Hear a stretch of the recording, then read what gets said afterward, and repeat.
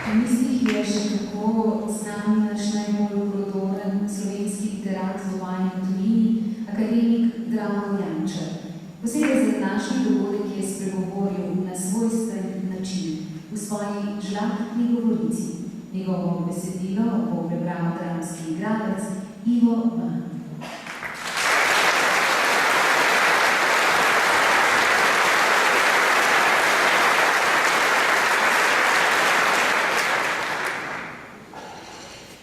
Drago Jančar, zborovalcem za pravično Slovenijo. Spoštovani, ni mi lahko, ko berem stavek, ki ste ga zapisali v deklaraciji za pravično Slovenijo. Pomladni ideali o Sloveniji kot parlamentarni demokraciji in svobodnem tržnem gospodarstvu, utemeljeni na vladavini prava, se niso uresničili. Ni mi lahko pri duši, kajti ti ideali so bili pred več kot 20 leti nekaj, kar je vsaj na družbeni, za koga pa tudi na povsem osebni ravni osmišljalo naše življenje.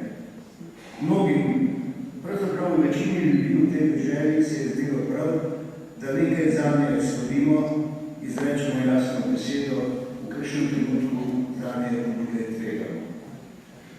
Zato vseeno srčno upam, da kategoričnost tega stavka ne drži. Še posebej naj zato, ker sem tudi sam že po prvem desetletju našega novega življenja, v katerem bi se naj ti ideali uresničili, ugotavljal, da smo sanjali o demokraciji, zbudili pa smo se v kapitalizmu, a ne v kapitalizmu tržnega in poštenega gospodarstva, ampak v njegovi najslabši tranzicijski in privatizacijski različici. Leta 2001 sem zapisal tako. Državljan te dežele, ki si je želel in prizadeval, da bi v njej polno zaživela demokracija, si ne more več delati nobenih iluzij.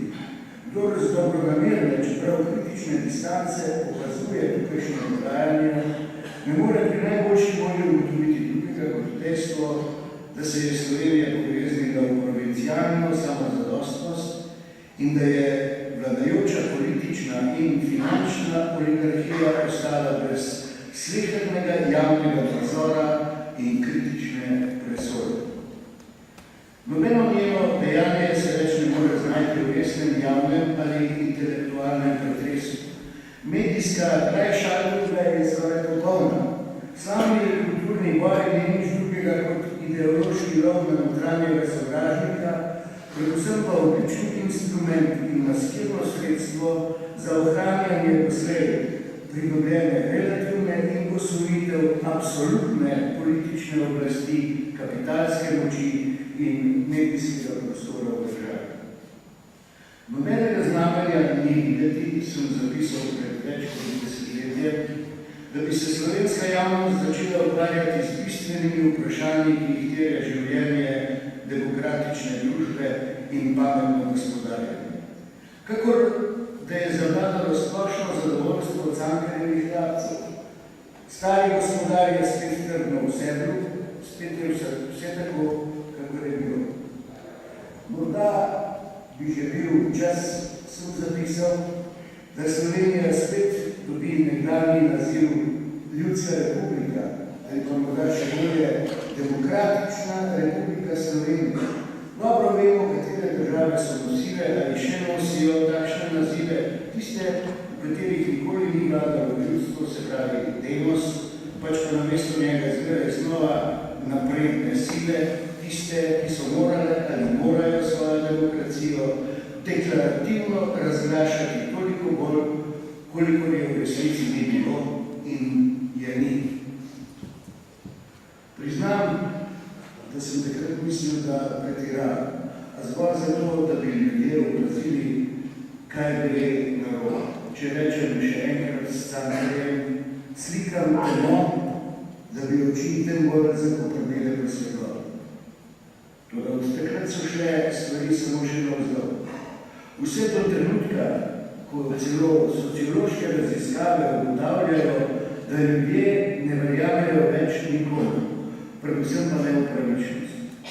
Presenetljiva sodba, ki je bila izrečena pred nekaj tedni, je zaupanje mnogih, morda večine državljanov v državo, njeno pravo, predvsem pa upravičnost, razrahljala do te mere, da je veliko vprašanje, kako ga je sploh še mogoče vzpostaviti.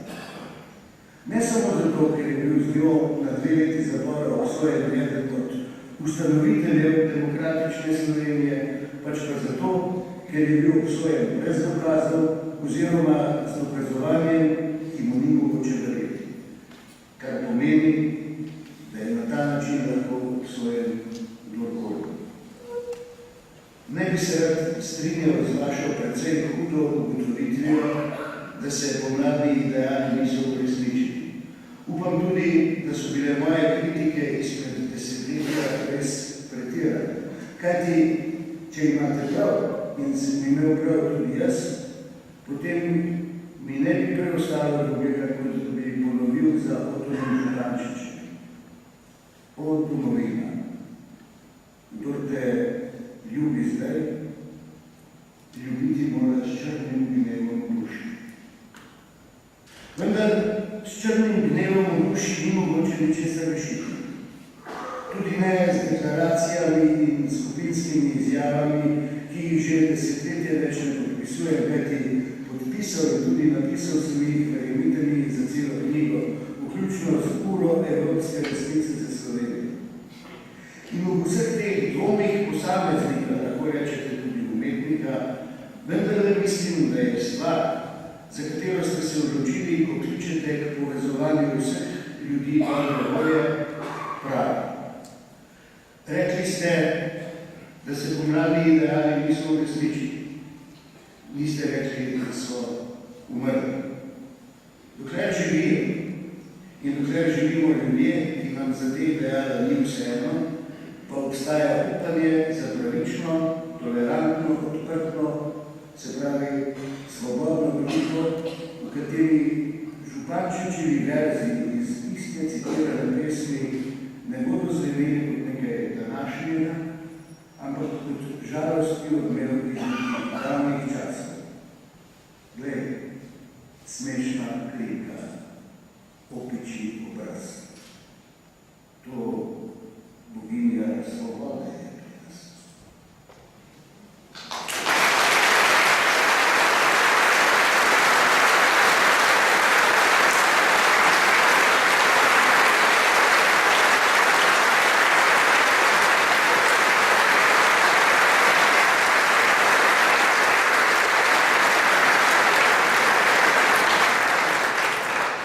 Ena najbolj pristnih značilnosti slovenskega človeka, ki se hvala Bogu vztrajno pretaka iz roda v rod, je ubrana večglasna pesem. V njej smo Slovenci od nekdaj izražali svoje prevedenja, svoje občudovanje, veselje, zanos, pa tudi poročino in žalost. Pesem je dovršila, je hladila, razveseljevala in budila. Nocoj nas je slovensko in evropsko himno že pozdravil akademski pevski zbor France Prešeren iz Kranja pod vodstvom Mateja Penka. Zdaj pa se bomo s pevci povzpeli skupaj na naš ponos, na Triglav.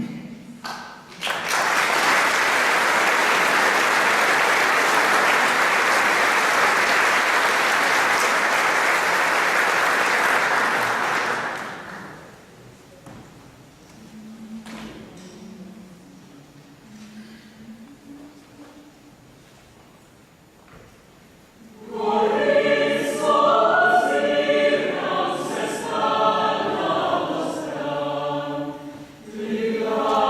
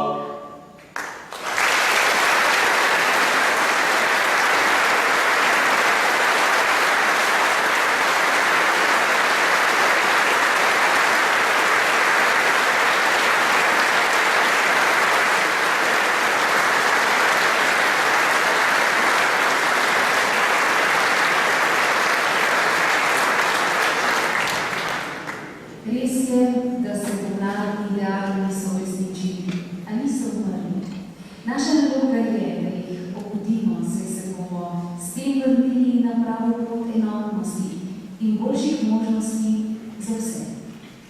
Naši prijatelji iz Slovenske, vključeni v civilno družbo, so simbolno na kresni večer tik pred obletnico samostojnosti prižgali plamen upanja za pravično Slovenijo.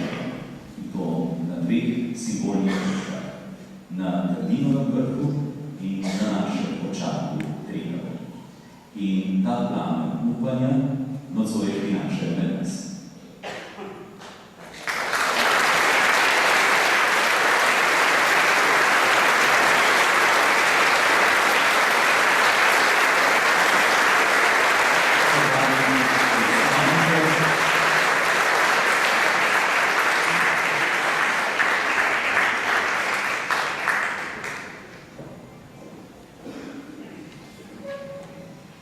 Luč je vedno simbol upanja, to je plamen upanja, ki ga prinašate. Kaj še sporočate z njim?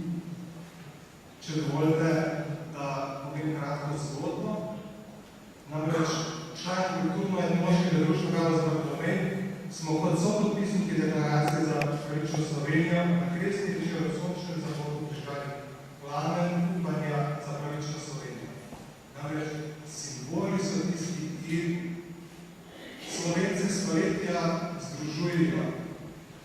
Da je upanje plamen, ki prežene nebo, luč, ki osvetli najtemnejše kote. Kot veste, skozi zgodovino se je izkazalo, da so prav kulturni krogi, društva in podobne oblike civilno-družbene gibanj združevali razumnike, akademike, intelektualce, strokovnjake in napredne misleče ljudi, ki so v trenutkih pomembnih odločitev smelo in odgovorno poletli most narodnega razvoja v smer boljšega in svetlejšega jutri. Triglav spremlja naša prizadevanja, naše veselje, naše vzpone in naše padce.